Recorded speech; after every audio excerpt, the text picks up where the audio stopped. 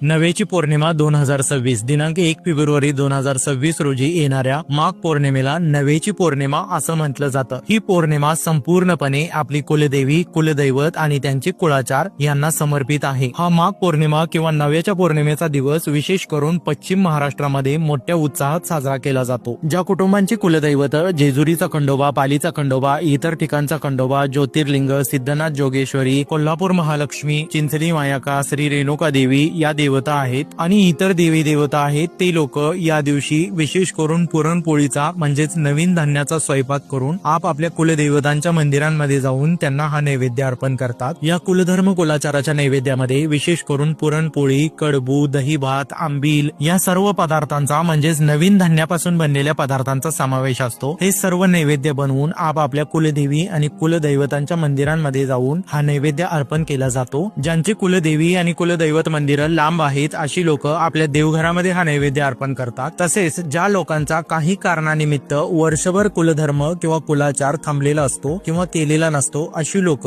या माघ पौर्णिमा किंवा नव्याच्या पौर्णिमे दिवशी आपला वर्षभर थांबलेला किंवा राहिलेला कुलधर्म कुलाचार पूर्ण करून घेतात। या दिवशी शेतामध्ये पिकलेल्या नवीन धान्याच्या मोठीच्या आकाराच्या पेंड्या आणून आपल्या दरवाजावरती बांधल्या जातात। तसेच नवीन धान्याच्या कणसापासून बनलेले तोरण आपल्या कुलदेवी, कुलदैवत आणि ग्रामदैवत यांच्या मंदिरांमध्ये नेऊन बांधलं जातं।